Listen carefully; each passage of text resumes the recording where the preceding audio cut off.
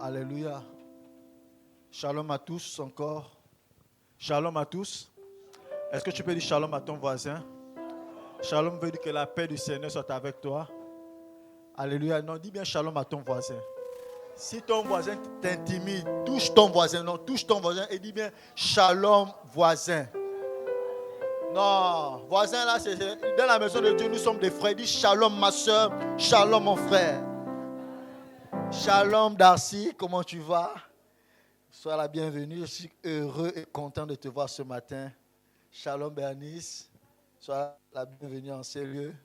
Shalom à tous ceux qui nous rejoignent pour la première fois en ces lieux, dont j'ignore les noms. Tout à l'heure, nous aurons l'occasion de vous célébrer parce que vous êtes des personnes formidables. Alléluia. Ok, nous voulons passer à la parole et nous sommes reconnaissants parce que ce mois, nous sommes à l'école de faire du bien. Dis avec moi, l'école. Non, dis bien l'école de faire du bien. L'école de faire du bien. Vous savez, c'est une école.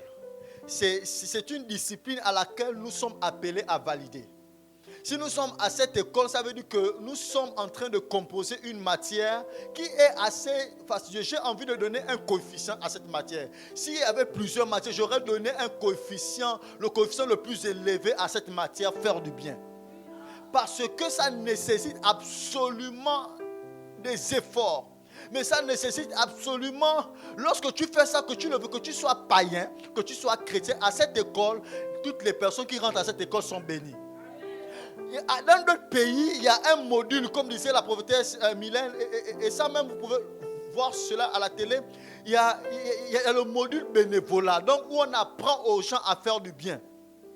Et lorsque vous suivez par exemple certains films américains, vous voyez que lorsque des gens ont eu à commettre surtout pour les mineurs, qu'est-ce qu'on fait? Au lieu d'emprisonner ces mineurs, on dit vous devez entrer dans des travaux d'intérêt général. Et parmi ces travaux, parfois on envoie ces personnes-là dans des centres géatriques. On envoie parfois ces personnes nettoyer la rue parce qu'on veut inculquer les Américains, ou du moins ceux dans d'autres pays, ils ont compris que faire du bien peut faire en sorte que la vie de quelqu'un puisse être réparée. En fait, et lorsque vous suivez ces films américains, vous comprenez, à la fin, la personne dit que je ne veux plus jamais commettre cette bêtise. Il y a des situations dans la vie, bien-aimée, qui nécessitent parfois que tu fasses du bien afin de sortir d'une prison.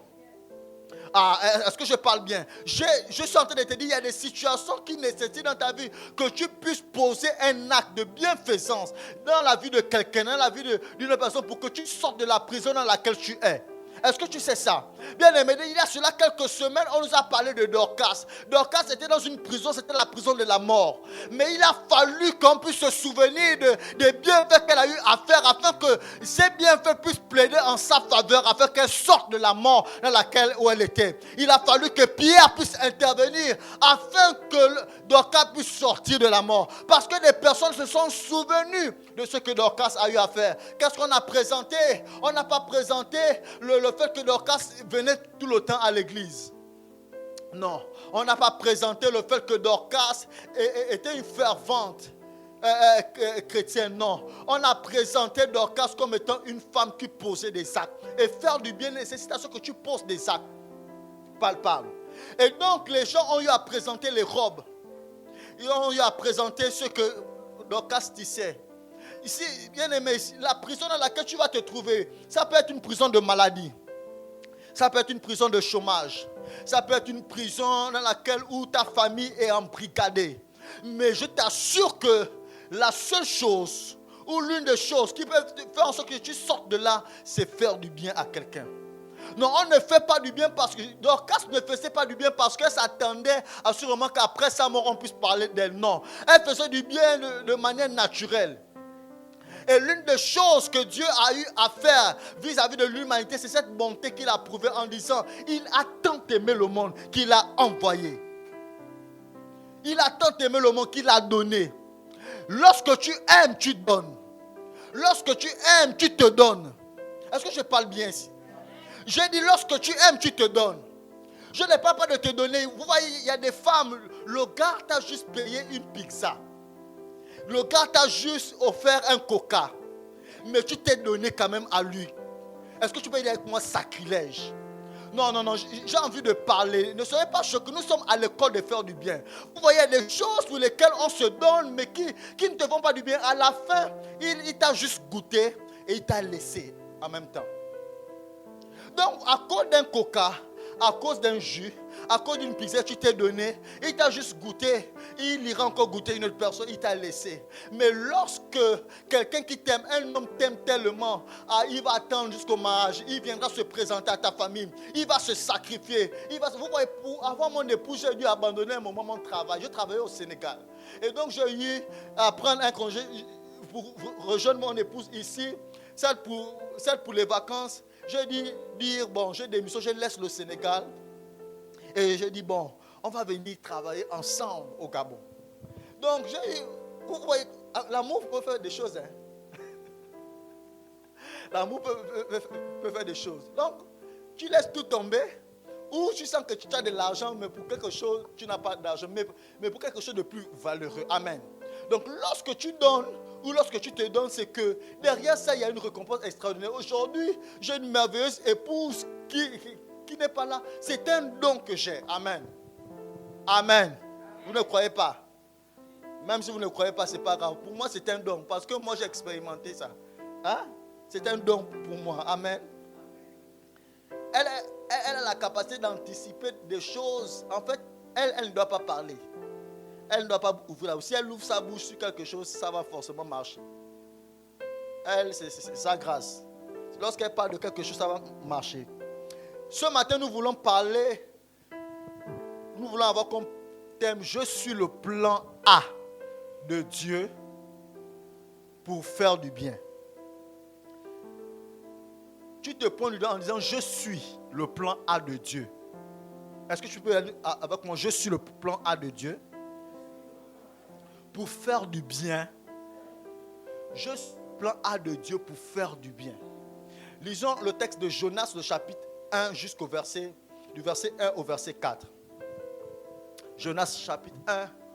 La Bible déclare: la parole de l'Éternel fut adressée à Jonas, fils d'Amittai, en ces mots: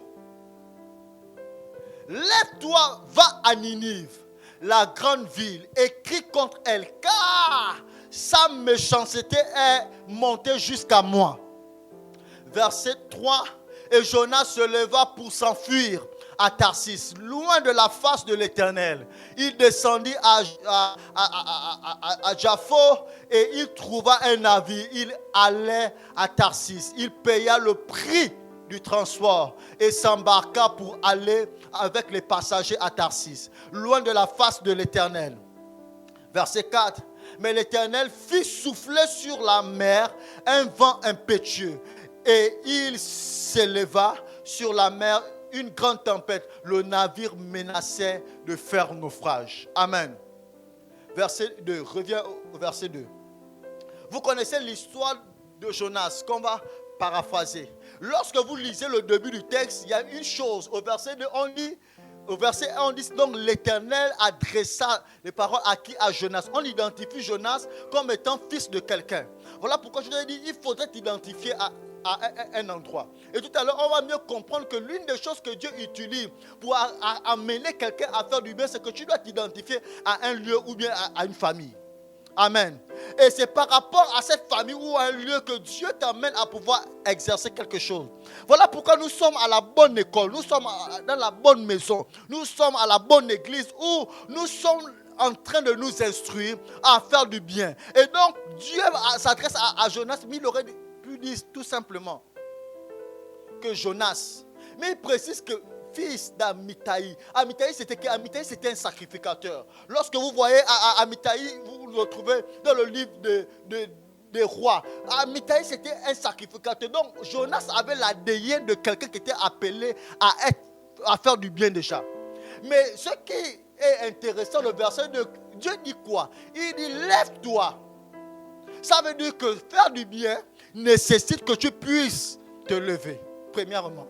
Il dit: lève-toi. Il dit, va à Ninive. Faire du bien nécessite que tu ailles quelque part. Voilà pourquoi, Acte 10, verset 38, la Bible nous déclare, l'un des textes de base ici, on dit, vous savez comment Jésus-Christ de Nazareth a été oint de Saint-Esprit et de force, qui allait où? De lieu en lieu. On ne pouvait pas préciser tous les lieux où il allait, mais on sait une chose, qu'il allait de lieu en lieu pour faire quoi? Du bien. Tu ne peux pas dire que tu fais du bien si, premièrement, tu ne te lèves pas. Et deuxièmement, tu ne pars pas dans un lieu. Bien aimé, nous sommes appelés à aller faire du bien dans des familles. Non, est-ce que je parle à quelqu'un? J'ai dit, tu es appelé à aller faire du bien dans des prisons. Tu es appelé à aller faire du bien quelque part. Le fait, regarde à côté de toi, non, regarde à côté de toi. Regarde encore derrière toi. En fait, est-ce que tu constates que tu n'as pas bien fait ce matin? Non. Est-ce que tu constates que tu n'as pas bien fait ce matin? Parce qu'à côté de toi, il y a certainement une chaise vide. Derrière toi, il y a certainement une chaise qui aurait pu être comblée si tu te serais levé, si tu serais parti à Ninive. Mais c'est Dieu qui parle. Bien aimé, lorsque les serviteurs de Dieu nous parlent, ce n'est pas parce que Dieu il veut nous fatiguer, mais parce que derrière ça, Dieu s'adresse à nous. Et donc c'est Dieu qui parle directement à Jonas. Jonas, qui es-tu pour te rebeller à Dieu? Jonas est comme nous. Et donc on dit, il dit, lève-toi, va à Ninive, va à un endroit. Tu dois au sortir de ce culte. Mon but c'est qu'au sortir de ce culte, tu dois être capable d'identifier où tu dois faire du bien. À qui tu dois faire du bien. Les personnes à qui tu dois faire du bien.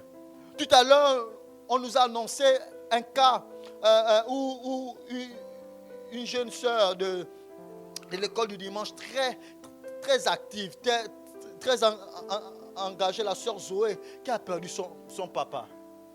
Bien aimé, lorsque tu entends par exemple de telles informations, quel est ton ressenti? Est-ce que tu prends ça comme juste une information? Ou bien tu prends ça comme la capacité que Dieu te donne de pouvoir résoudre ce problème?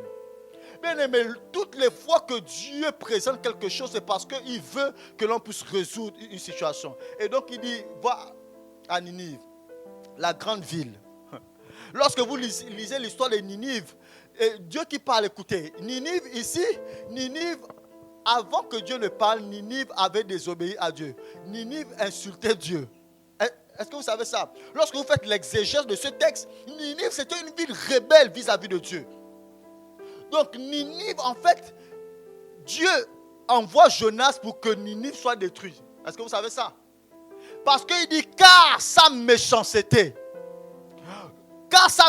est montée jusqu'à moi. Ça vous fait penser à quel texte? Ça vous fait penser au texte de Exode, le chapitre 3, où Dieu dit, j'ai entendu. Il y a Moïse, j'ai entendu. Vous allez vous rendre compte, toutes les fois que Dieu veut faire du bien à des personnes, il passe toujours par un homme.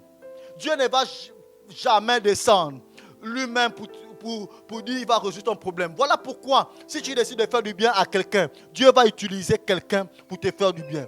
Si tu ne fais pas du bien à quelqu'un, vous voulez que Dieu utilise qui? Toi, tu n'as jamais fait du bien à quelqu'un. Tu ne prêches pas l'évangile. Tu ne donnes pas ta semence. Tu ne te sacrifies pas. Tu ne viens pas balayer. Tu ne travailles pas dans la maison de Dieu. Tu ne fais pas en sorte que ton environnement soit assaini. Mais tu veux que Dieu puisse assainir ton environnement. Comment? Écoutez, tu veux avoir un bon mari, mais tu n'as pas la capacité de venir même seulement balayer ici. Tu veux avoir un bon mari, mais tu n'es même pas capable de pouvoir servir les serviteurs de Dieu. Ou servir ton frère à la maison. Ou servir ton père à la maison. Tu veux que quelqu'un se sacrifie pour toi, mais tu ne te sacrifies même pas pour Dieu. Il dit, donc Dieu dit, car sa méchanceté. Lorsque vous lisez dans notre version, il dit ça, sa mauvaise manière de faire. Sa mauvaise manière de faire est montée jusqu'à moi. Donc Dieu a humé ce parfum nauséabond. Autour de nous, dans cette nation, Dieu a humé qu'il y a trop de méchanceté. Il y a trop de personnes qui font du mal. Il a donné donc l'antidote. Hébron, faites du bien. Il y a trop de mal dans les familles. Il y a trop de filles qui sont abusées. Il y a trop de personnes qui meurent de faim. Mais nous, Église, toi, qu'est-ce que tu fais? Le samedi, tu dors à la maison. Du lundi au vendredi, tu t'occupes de ton école, tu t'occupes de ton travail. Mais le samedi, pour toi, c'est pour laver juste le linge, te reposer. Et dimanche, tu viens religieusement à l'église. Il dit, Dieu nous dit ce matin, j'ai entendu, car sa méchanceté est montée à moi. J'ai senti la douleur du peuple, comment le peuple est opprimé, oppressé. Les familles de Belleville sont opprimées, oppressées. Ils n'ont rien, ils ont besoin juste de quelqu'un qui se lève. Il te dit, toi, vas-y. Sa méchanceté est montée jusqu'à moi. Sa manière de faire est montée jusqu'à moi. Il y a trop de braquages dans les familles. Ce quartier, ils ont juste besoin de personnes qui leur présentent l'amour. On a peur de ces personnes. Mais ils ont juste besoin de personnes qui leur présentent l'amour. Il y a trop de jeunes qui braquent. Il y a trop de jeunes qui prennent des stupéfiants. Mais ils ont juste besoin que toi et moi, on puisse leur présenter de l'amour. Dieu a senti. Dieu a vu. La méchanceté est montée à lui. Donc, Dieu lui-même, il ne peut pas descendre, mais Dieu. Mais si tu as senti ça, toi-même résous ça. Non, il dit, tu es le plan A. Tu es celui que j'ai choisi. Je n'ai pas d'autre alternative. Le message que je suis en train de prêcher, je ne prêche pas ça pour ton voisin. Je prêche ça pour toi. Je prêche ça, je m'adresse à toi particulièrement. Je ne m'adresse pas à celui qui est à la maison. Mais Dieu, il a senti la méchanceté dans ta famille. C'est parce que tu ne fais pas du bien. Tu ne pries pas pour ta famille. Tu n'amènes pas à quelqu'un, ton père, ta mère, à pouvoir recevoir Jésus en disant, viens où je suis. Bien-aimé, c'est monté jusqu'à moi. Qu'est-ce que Jonas a fait? La Bible dit que Jonas a fui. Verset 3. Et c'est ça. Lorsqu'on parle de faire du bien, tu regardes ton voisin. Lorsqu'on dit il faudrait que on résout quelque chose, on doit apporter pour construire l'église, pour payer, acheter un micro, des instruments. Tu regardes à ton voisin, tu regardes à ta poche. Mais Dieu s'adresse à toi. Je suis en train de te dire que tu es le plan A. Je ne parle pas de A', je parle du plan A. Il n'y a pas d'autre alternative si ce n'est que toi. Lorsque vous lisez la suite du texte, pourquoi le plan A de Dieu? Parce que Jonas fut, le verset 3 dit, et Jonas se leva pour s'enfuir à Tarsis. Donc ça veut dire que Jonas fait comme nous, on devient des démissionnaires, de faire du bien. On croit que c'est l'apanage des pasteurs. Mais faire du bien, ce n'est pas l'apanage de quelqu'un. Dorcas n'était pas diaconesse dans son église. Dorcas n'était pas apôtre. Dorcas était une personne comme vous et moi. Voilà pourquoi ce message s'adresse à vous et à moi. Tu as la possibilité de faire du bien pour réparer la méchanceté, pour changer la méchanceté de tout. On dit et Jonas se leva pour s'enfuir à Tarsis, loin de la face de l'Éternel. Mais tu vas t'enfuir loin de la face de l'Éternel comment? Alors que la Bible dit que ses yeux parcourent la terre. Peu importe où tu pars. On te dit de servir, tu dis que non, ici on demande trop de servir, moi je change d'église. Tu vas t'enfuir la face de l'Éternel comment? On te dit de faire du bien. Tu dis non, ici là, on demande trop de servir. Tu pars, je reste à la maison. Et tu voudras qu'on t'épouse. Et lorsque tu seras dans le foyer, il va te dire que tu prépares mal. Tu vas te frustrer. Il va te dire que tu balais mal, tu vas te frustrer. Il va te dire que tu laves mal les habits, tu vas te frustrer. Parce que tu n'as pas appris à travailler. Vous savez, moi j'ai appris à nouer ma cravate à l'église. J'ai appris à parler à l'église. Vous voyez ma manière de parler. De nature, je suis bête, je tapais le pied. C'est lorsqu'on m'a donné l'opportunité, on m'a fait du bien. Voilà pourquoi je suis engagé pleinement à Dieu. On m'a donné un jour l'occasion de prêcher dans une cellule de prière. On m'a donné, le pasteur m'a fait converser, il m'a dit, bon, c'est toi qui vas diriger à partir de la cellule de prière. J'avais à peine 15 ans. J'ai dirigé dans des grandes personnes. Donc il fallait que les pères de famille que j'ai dirigés, je devais ajuster mon langage. Il m'a fait du bien. Et aujourd'hui, je peux parler où je veux. Aujourd'hui, je peux enseigner même. J'ai mon ancienne étudiante qui est là, quand même ma belle fille. Je peux parler où je veux, sans pourtant que je ne bronche. Parce qu'un jour, l'église m'a fait du bien. Mais à plus forte raison, je ne dois pas être redevable à l'église. Ne soyons pas ingrats, bien-aimés. Voilà pourquoi j'ai pris ce chant. Je me confie en Jésus. En lui, il n'y a point de mal.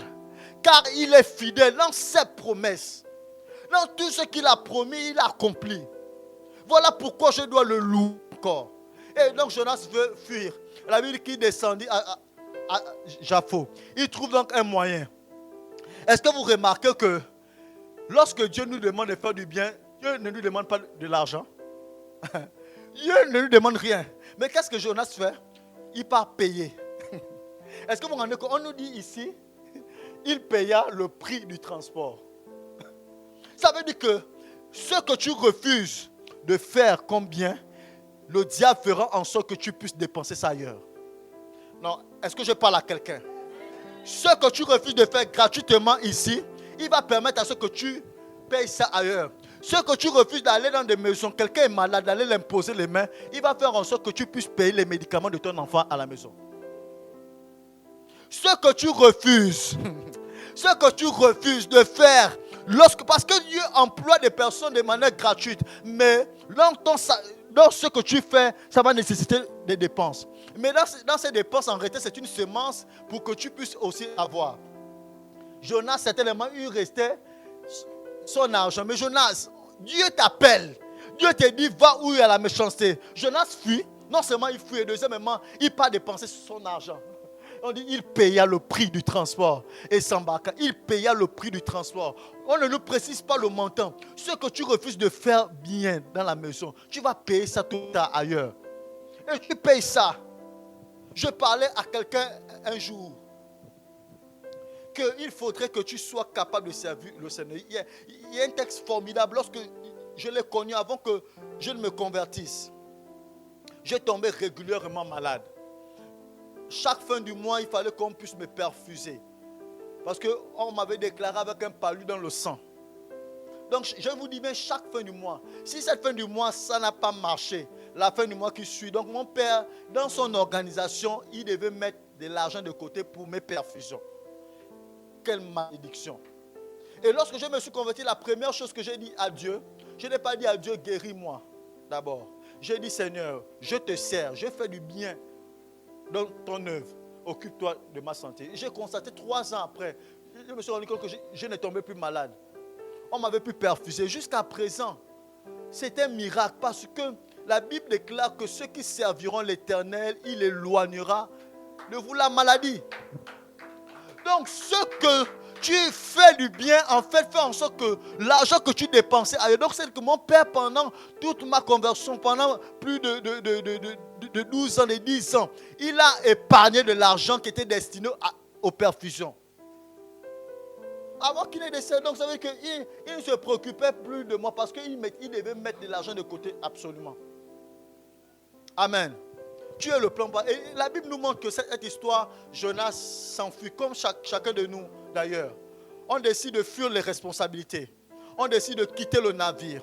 On décide d'attribuer, faire du bien à une personne. Jonas donc s'enfuit. Après, qu'est-ce qu'il fait? La Bible déclare que le bateau chavira. Et qu'est-ce qu'il fait? Il paya encore en mourant. La Bible dit que Jonas mourut. Il fut avalé. Ça veut dire que lorsque tu refuses de faire ce que Dieu te demande de faire, tu peux mourir. Tu peux mourir, soit spirituellement et physiquement. Mais la mort dont on parle, on dit bien, Jonas mourut. Donc c'était une mort physique. Et non seulement il meurt, mais il fut avalé par un poisson. Donc les situations de la vie, je vous dis, les situations de la vie, parfois nous engloutissent parce qu'on refuse de faire du bien. Les situations de la vie nous avalent parce qu'on est des missionnaires de faire du bien. On se contente juste de venir à l'église sans faire du bien.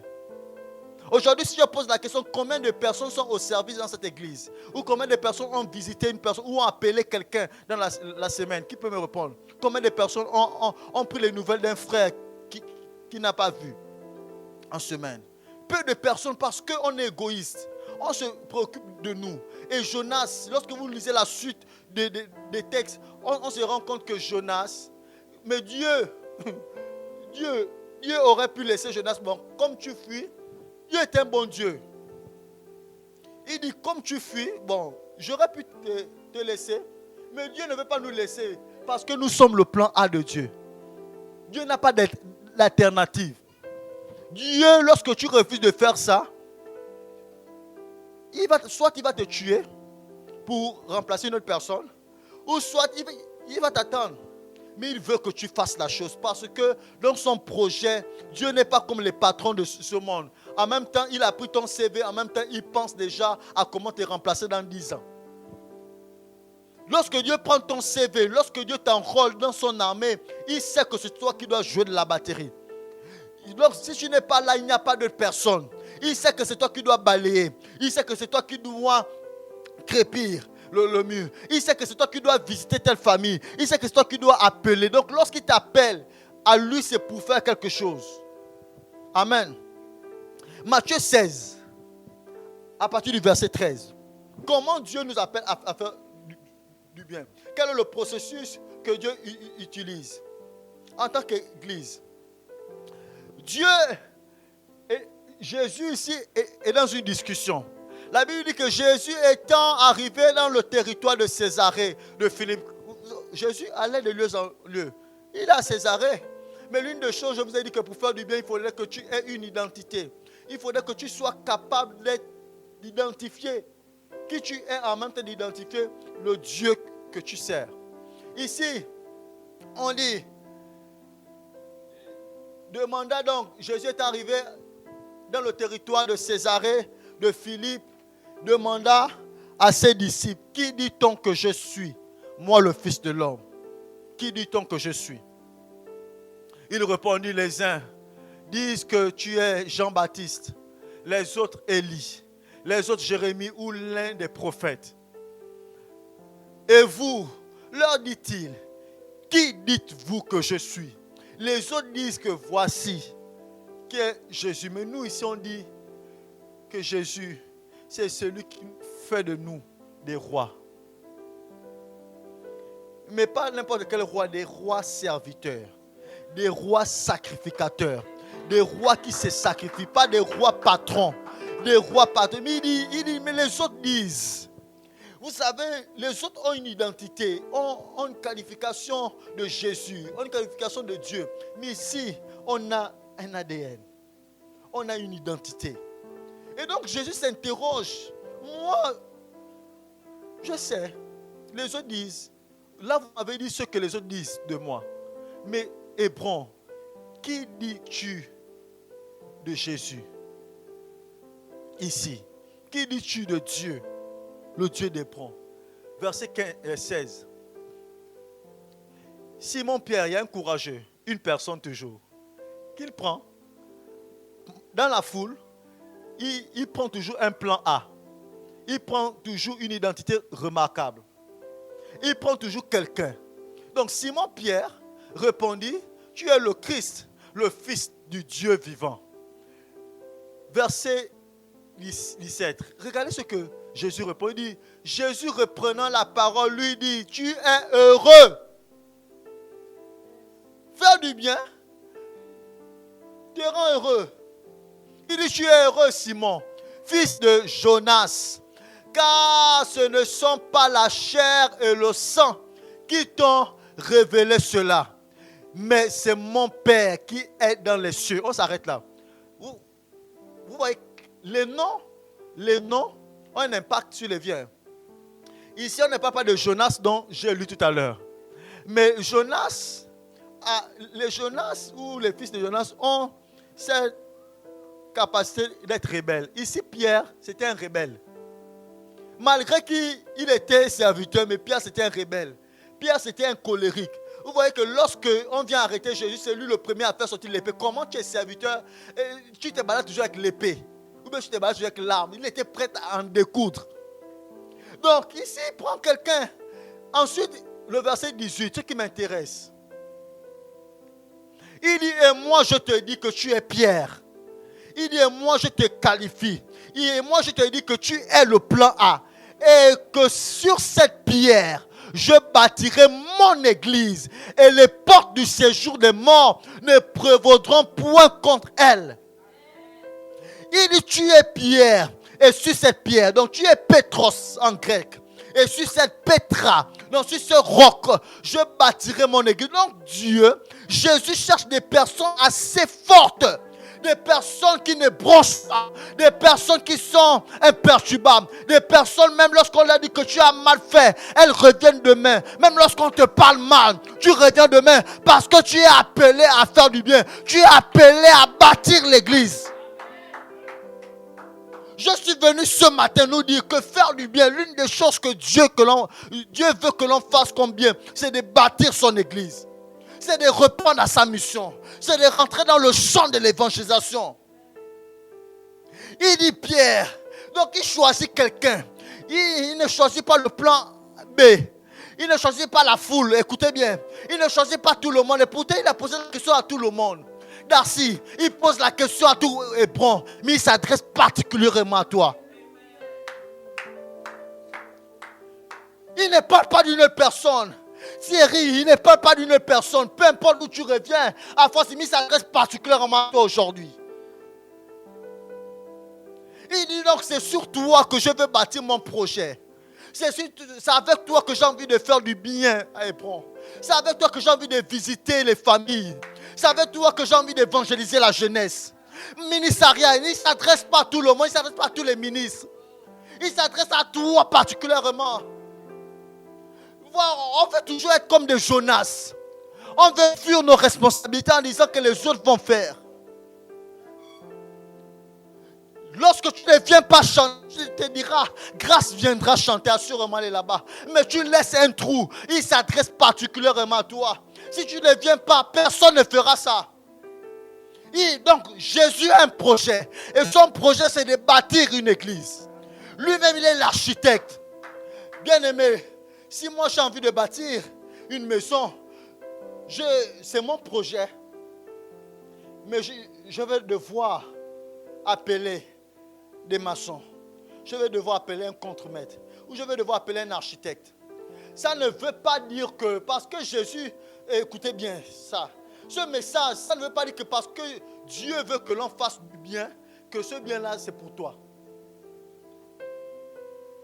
Est-ce que je parle à quelqu'un? Ça ne veut pas dire que parce que le pasteur nous dit faisons du bien, que le bien là c'est pour toi. Non, tu fais ça pour le maître. Tu fais ça pour celui qui... On était enrôlés. On était enrôlés dans une armée, dans une église où le maître a un projet. Et ce projet, c'est de bâtir son église. Et ce projet-là, l'une des choses, parce qu'il a constaté une chose, quelque chose de mal, comme ce qui s'est passé à Ninive. La chose malheureuse ou de mal qui s'est passé, c'est que les portes du séjour de mort se sont déchaînées. La mort s'est déchaînée dans les familles. Jenny, la mort s'est déchaînée. Donc Jésus veut absolument que ça soit toi. Pas aimé, pas moi, pas une autre personne, pas un pasteur, mais toi tu te lèves. Parce que son projet c'est faire en sorte que son église puisse résister contre le séjour de mort, contre l'enfer. Mignon, ce n'est pas une autre personne. Lorsque tu n'étais pas là dimanche, on t'a cherché parce qu'on s'est rendu compte, mais papa là était seul à la porte. Ton absence nous a coûté. Et pourtant, tu pouvais dire que j'ai de bonnes raisons. On m'a envoyé. Mais le simple, lorsque vous refusez de faire quelque chose pour Dieu, ça laisse un trou. Lorsque tu ne viens pas à l'heure, lorsque tu ne rentres pas dans le champ, tu laisses un trou dans l'œuvre de Dieu. Peu importe si tu es arrivé ici pour la première fois, mais sache que lorsque tu refuses de faire quelque chose pour Dieu, tu laisses un trou dans son église. Et tu fais en sorte que le séjour de mort puisse arriver dans ta famille. Puisse arriver dans ta vie. Voilà pourquoi Dieu, il nous appelle, c'est pour que l'on fasse face au séjour de mort. D'abord dans nos familles, dans notre quartier et dans notre église. Bien aimé, j'ai passé pendant plusieurs temps, lorsque j'ai compris ça. Dans mon quartier, mon ex-quartier s'appelait Diba Diba. Et l'une des choses que j'avais constatées dans mon quartier, c'est que les jeunes ne dépassaient pas la classe de terminale. On était brillants, on aimait le foot. Mais on ne dépassait pas la classe de terminale. Les rares personnes qui dépassaient la classe de terminale, ce sont des personnes qui sortaient du quartier. Ils allaient ailleurs et ils pouvaient revenir. Et lorsqu'ils reviennent, c'est le vin. Ça veut dire qu'ils sont bien là. Mais ils sont... J'ai commencé à faire une chose seule. On ne m'a pas dit, le pasteur ne m'a pas dit. Non, j'ai compris une chose que je dois faire du bien à mon quartier. J'avais commencé à faire donc des veillées de prière nocturnes. Je marchais dans tout Diba. Quand je dis tout, je contournais, j'encerclais Diba. Donc le pont a scellé, j'arrive à conventionner. Je contourne le carrefour Diba, je reviens dans ma maison. J'ai fait des veillées de prière nocturnes. J'étais seul, je n'étais même pas ministre. J'étais un fidèle comme vous et moi. Ça veut dire que pour faire du bien, pour bâtir l'œuvre de Dieu, tu n'as pas besoin d'être ministre. Tu n'as pas besoin d'être sa fille. Tu n'as pas besoin d'être pasteur. Et ça, vous pouvez le demander. Vous partez à l'église d'Ondogo ou dans mon quartier. Lorsque j'ai commencé à faire ça, je faisais des veillées de prière chaque vendredi. Je vous dis bien chaque vendredi. Pendant une certaine période, je marchais dans tout le quartier pour détruire les œuvres des ténèbres. Après, qu'est-ce qui s'est passé? Moi, le premier, j'ai commencé à avoir mon bar. Ensuite, j'ai commencé à mener un jeune à l'église. Comme ça, les gens commençaient à voir l'examen. Je m'interrogeais parce que j'étais révolté du fait que comment un quartier aussi riche, un quartier, vous voyez, aujourd'hui, si vous partez à Diba, c'est misérable. Parce qu'il n'y a personne certainement qui se lève pour dire on en a marre. C'est l'un des premiers quartiers à avoir le goudron dans le premier arrondissement. Parce que le goudron passait devant notre maison. Aujourd'hui, là, la route est complètement fermée. Il y a des inondations. Mais il faudrait que quelqu'un se lève pour payer le prix. Vous voulez qu'il y ait quoi ici? Commence à payer le prix. Qu'est-ce que tu admires ailleurs que tu veux qu'il y ait ici? Commence à payer le prix. Jésus a un projet, c'est débattu. Il ne s'adresse pas à tout le monde. Mais ça aurait pu... Est-ce que vous savez que... Est-ce que ce texte vous montre que Jésus a pris Pierre en aparté? Non. Ça veut dire que c'est devant la foule. Il a dit donc, je m'adresse à toi. Ça veut dire que lorsque quelqu'un commence à faire du bien, ou Dieu te pointe du doigt, ça ne vaut la peine de jalouser la personne parce que ton tour arrive. Malgré que Pierre était vacillant, parce que le Pierre à qui Jésus parle, c'est le Pierre qui a régné. Donc Pierre, Jésus ne s'adresse pas à Pierre qui est peureux. Jésus s'adresse à Pierre qui a le potentiel de résister, qui a le potentiel d'être stable malgré les situations, qui ne trouve pas des excuses, qui a la possibilité, même si tu es tombé, tu te relèves et tu continues à marcher. Même si tu as arrêté, mais s'il te plaît, au sortir de ce culte, lève-toi et commence à faire du bien. Commence à bâtir ton église. Commence à bâtir l'église de Christ. Commence à faire du bien pour ton église. Si tu ne vois pas un frère, commence à aller visiter telle famille. Pas pour aller critiquer, mais parce que les portes du séjour de mort doivent s'arrêter. Les portes du séjour de mort doivent s'arrêter. L'enfer s'est déchaîné. Écoutez, Jésus lui-même, il dit, vous croyez que c'est une blague? Il dit, Satan est descendu, armé d'une grande colère sur la terre. Ça veut dire que Satan est déchaîné, il est prêt à pouvoir détruire quiconque s'amuse. Voilà pourquoi tu as besoin d'être stable. Tu as besoin d'être stable. Et on est en train de te bâtir pour que tu sois un roc. Pour que malgré les vents, malgré les tempêtes, tu aies la mentalité forgée. Tu aies le front dur. Que tu sois capable de payer le prix maintenant parce que les portes du séjour de mort sont déchaînées. Et tu ne sais pas à quel moment ils vont relâcher. Et lorsqu'ils vont relâcher, c'est pour que tu puisses résister. Écoutez, Jésus fait cette déclaration à Pierre. Mais Pierre ne savait pas qu'il devait être confronté au séjour de mort. On attrape Jésus. Et donc, Pierre commence à régner Jésus. Les portes du séjour de mort se sont déchaînées contre Pierre. Toutes les personnes à qui Dieu pointe du doigt, il y a les portes du séjour de mort qui se déchaînent. Jonas a été englouti par la mort. Jonas a été englouti par la mort. Il a fui, il a été englouti par la mort. Parce que Dieu a pointé du doigt. Je ne t'annonce pas des temps paisibles, mais je t'annonce que le fait de faire du bien, les portes de ce génie vont se déchaîner contre toi, mais tu vas vaincre ces portes. Ces portes-là ne vont jamais prévaloir contre toi. Ces portes n'auront jamais d'effet contre toi. Ces portes n'auront jamais d'impact sur ta vie. Bien aimé, on a été enrôlés, on vient à l'église pour être bâti, afin qu'en semaine, on puisse aller dépouiller le monde des ténèbres. En réalité, le dimanche, c'est pour venir se ressourcer. Parce qu'en semaine, c'est compliqué.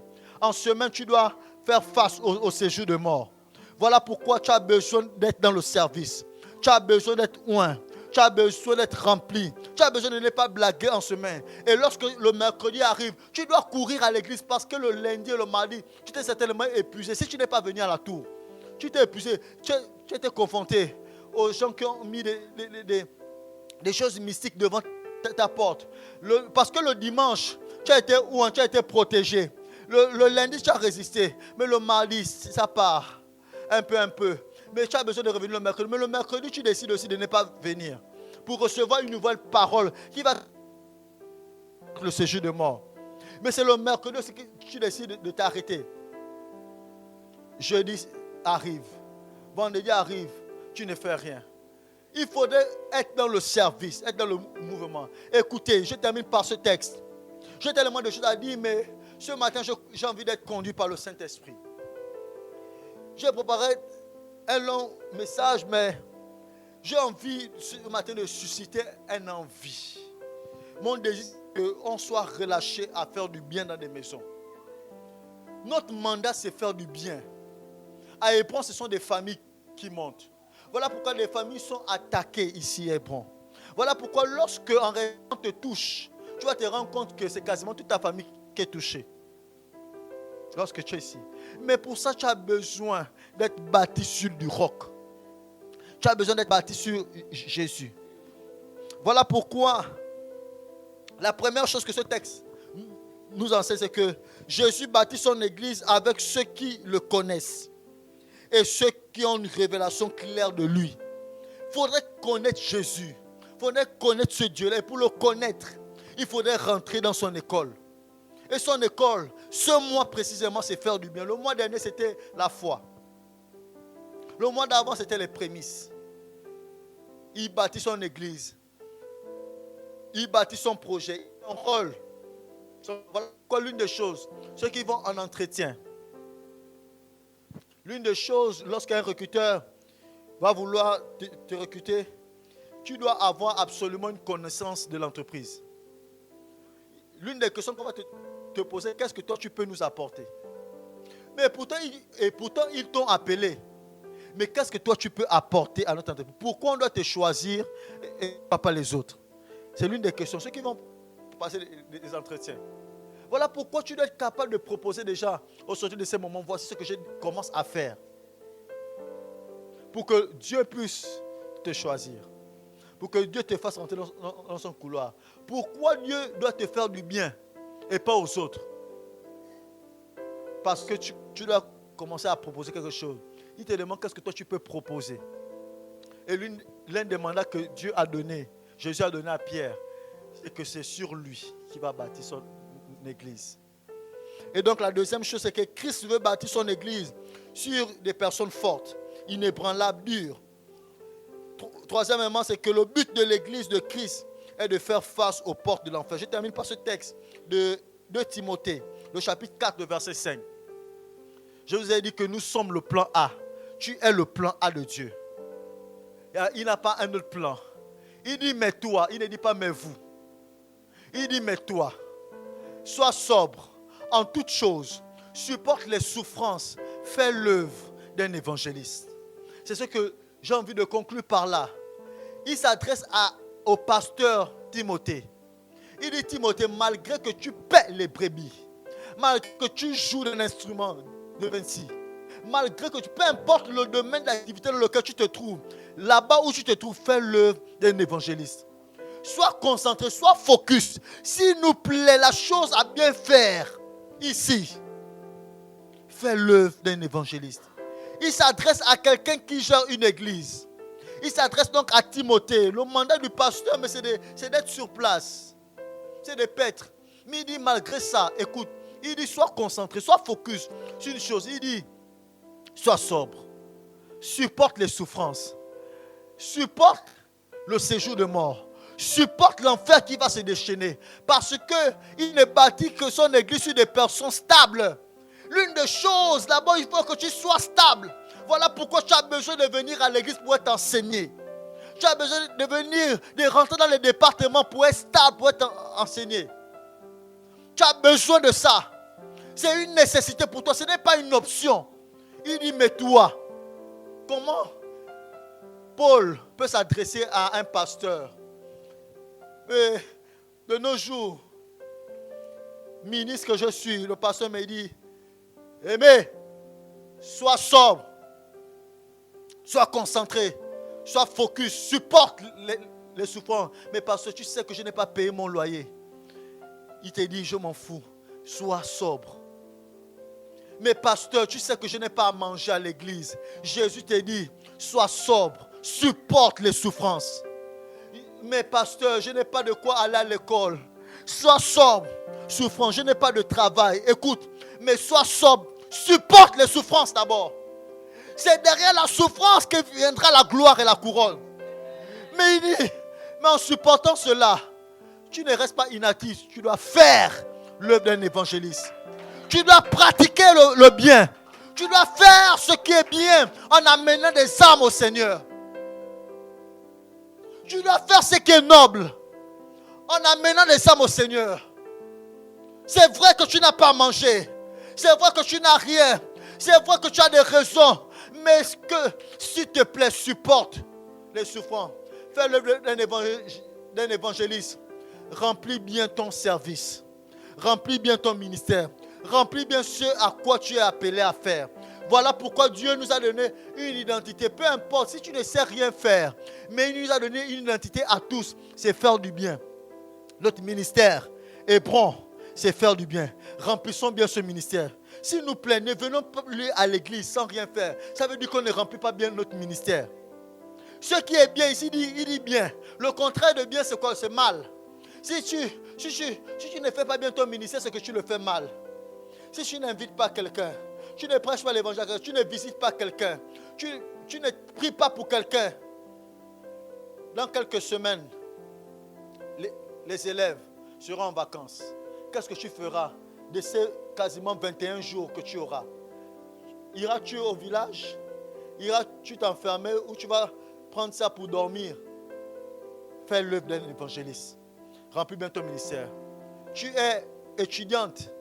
Tu n'as pas du temps. Tu termines l'école tous les jours à 18h, 19h. Tu n'as pas du temps de venir en semaine.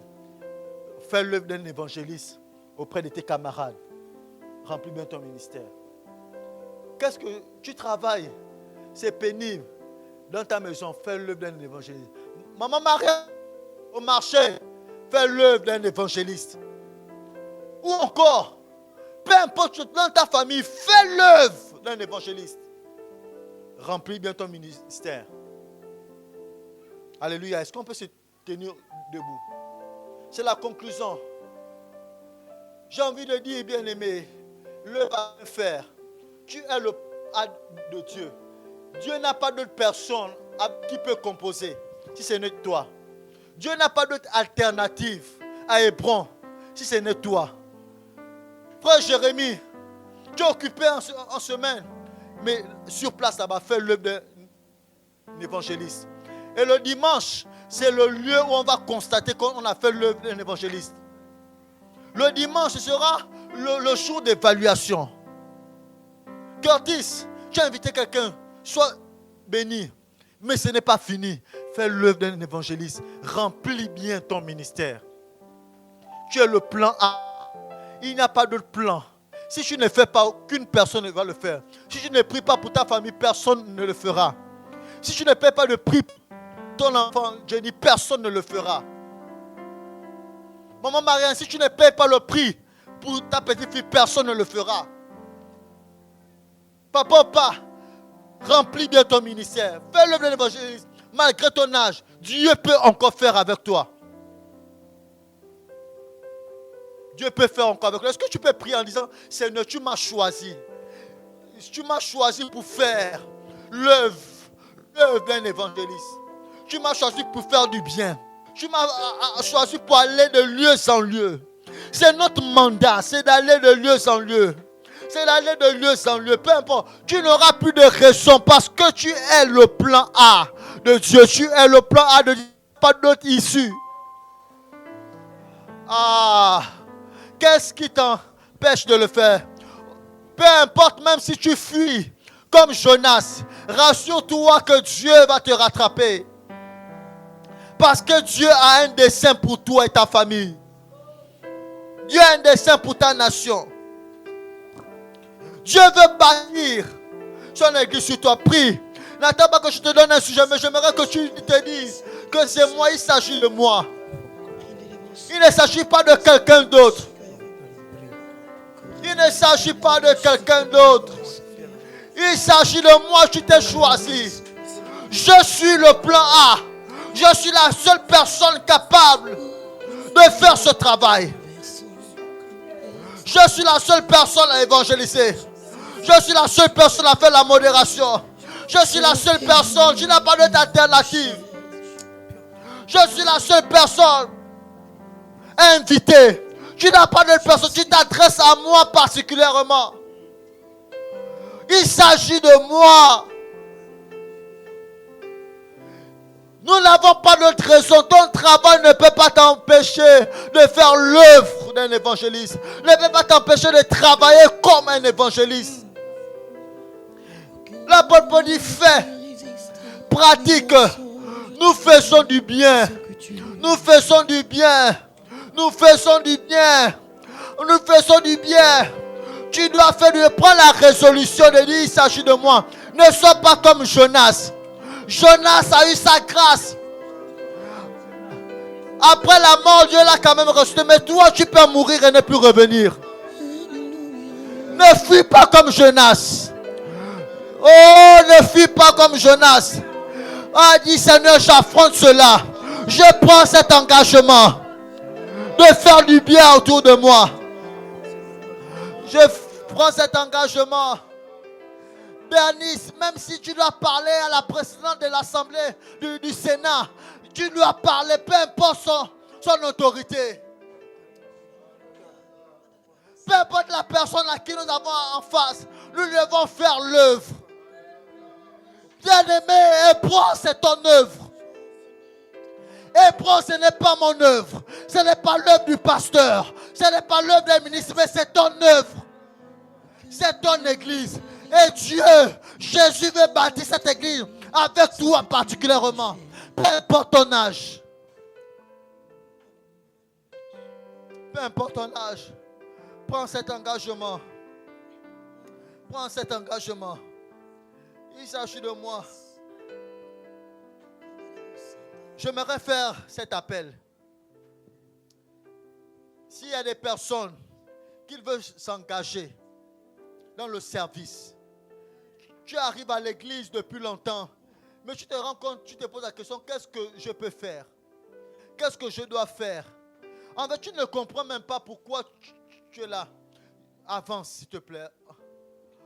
On va t'introduire dans le ministère. On va t'introduire dans l'œuvre. Tu viens à l'église et tu ne fais rien.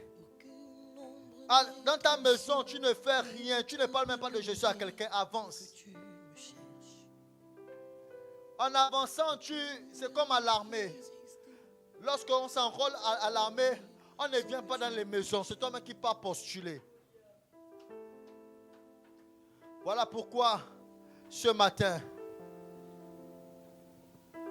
qui n'est pas engagé ici, qui ne fait rien dans l'église, qui ne fait rien dans l'église. Si tu ne fais rien, ce message est pour toi. Tu es appelé à faire quelque chose dans l'église. Si tu es assis, c'est que tu fais quelque chose dans l'église. Et je vais te donner une mission ce matin. C'est de faire l'œuvre d'un évangéliste.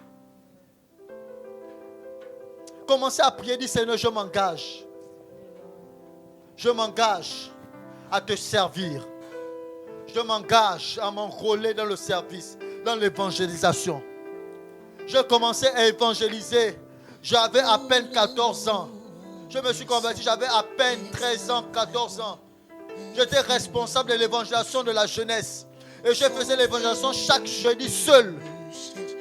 Je n'avais pas besoin d'un programme de l'église. Je n'avais pas besoin que l'on puisse m'exhorter à faire. J'avais compris que c'est l'urgence. C'est le besoin de Dieu. Commence à prédire, Seigneur, je vais faire l'œuvre d'un évangéliste. Je vais amener des âmes dans ta maison. Prie. Parle de dire, je m'engage en amenant des âmes dans ta maison. En allant dans les maisons parler de Jésus. Dans mon établissement, je m'engage. Mon Père et mon Dieu. Vous allez répéter cette prière après moi. Seigneur Jésus, lève ta main. Vous allez prêter seulement. Je dis lève ta main droite. Tu la lèves vers le ciel. Tu la lèves haut. C'est un engagement. Si tu es assis, tu vas passer à côté de quelque chose que Dieu aurait voulu que tu fermes les portes de l'enfer dans ta famille en t'engageant au ministère. Vous allez répéter cette prière pour moi, disant Seigneur Jésus, Seigneur Jésus, merci pour ta parole. Ce matin, j'ai compris que je dois faire du bien. Je dois faire du bien. Je dois faire l'œuvre d'un évangéliste. Voilà pourquoi je lève ma main en promettant ce matin de faire l'œuvre d'un évangéliste. Je viens m'engager devant Dieu, devant les hommes, devant les anges, à faire l'œuvre d'un évangéliste. Voilà pourquoi, Père éternel, rends-moi ferme, rends-moi inébranlable, donne-moi de résister contre le séjour de mort, donne-moi de résister face au péché, donne-moi de résister face au plaisir de ce monde, donne-moi de résister face à la tentation. Père éternel, ne me soumets pas à la tentation, mais délivre-moi de tout mal, de tout ce qui m'empêchera dès aujourd'hui de faire du bien dans cette église. Père éternel, je m'engage à faire du bien dans cette église. Je m'engage à m'enrôler dans le service, en faisant l'œuvre d'un évangéliste. Je m'engage à faire du bien dans ma famille. Je m'engage à être un modèle de service, à être un modèle de consécration, à être un modèle de pureté. Je suis sobre, je suis lucide, je ne me laisse pas corrompre par ma génération. Je suis conscient des défis de ce monde. Je suis conscient que Satan est descendu sur la terre armé d'une grande colère. Voilà pourquoi je m'enrôle à faire face au séjour de mort dans ma famille, dans mon église, dans mon quartier, dans mon établissement, au nom de Jésus. Ce matin, merci Seigneur, parce que tu me oins, tu m'investis des capacités surnaturelles à faire du bien. Merci parce que je suis dans ton œuvre et je fais du bien. Je fais l'œuvre d'un évangéliste. On ne me cherche plus. Je suis ton plan A. Aucune personne ne me remplacera. Aucune personne ne prendra ma place. Ah, mais je décide d'occuper ma place. Je décide d'occuper ma place parce que je suis ton plan A. Je ne suis pas l'alternative, mais je suis ton plan A. Père, merci. Je vais prier pour vous. Merci Père pour ta grâce sur leur vie. Je prie que le zèle qui me dévorait et qui me dévore jusqu'à présent soit votre partage. Alors que j'ai connu Jésus, je n'avais que 14 ans, 15 ans. À peine au début de ma conversion, je commençais déjà à prier pour des gens. Je prie que cela soit votre partage. Peu importe votre âge, vous faites la différence. Je commençais à réunir les membres de ma famille pour leur parler de Jésus. Qu'il en soit ainsi pour vous. Je commençais à réunir mes camarades de classe. Je commençais à réunir mon équipe de football alors que j'étais en club. On se moquait de moi, mais j'étais téméraire. Je prie que vous soyez inébranlables, que cette grâce soit votre partage au nom de Jésus. Je déclare, alors que les pasteurs, les anciens, les diacres de mon église n'avaient pas besoin de me dire, Aimé, va évangéliser. Je prie que cette grâce soit relâchée sur vos vies. J'amenais les personnes à Jésus. Les gens n'avaient pas besoin de me dire, j'occupais tous les postes de l'église. J'ai commencé à la sécurité. Que cela soit votre partage. Vous commencez à faire quelque chose jusqu'à ce que vous soyez qualifiés à rentrer dans votre couloir. Je commençais à faire la sécurité. Après, je suis allé à l'évangélisation. Après, je suis allé chez les chantres. J'ai tout fait dans l'église. Je prie que cela soit votre partage. Ce qui manque à faire dans l'église, que vous soyez capable d'occuper, de combler chaque brèche. Vous êtes appelés à réparer des brèches. Vous êtes appelés à combler les fissures. Nous sommes dans la saison où nous réparons les brèches. S'il y a un manque dans l'église, s'il y a un manque d'ouvriers quelque part, je décrète sur l'onction de mes pères, le pasteur Marcel, le pasteur Raïsam, je déclare que vous comblez des brèches. Je déclare que vous comblez des brèches. Que cette grâce soit votre partage. Que cette grâce soit votre partage. De la même manière que j'ai la capacité de faire beaucoup de choses à Hébron, je déclare que cette capacité soit votre partage. Au nom de Jésus. De la même manière qu'on n'a pas besoin de me dire de faire quelque chose. Et que je le fais sans brancher. Que cela soit votre partage. Peu importe votre jeune âge. On n'aura pas besoin de vous motiver. Mais vous-même, parce que vous êtes des Josué. Oh, Dieu a dit, fortifie-toi et prends courage. Même lorsque tu vas te sentir découragé, toi-même, tu vas t'encourager à faire.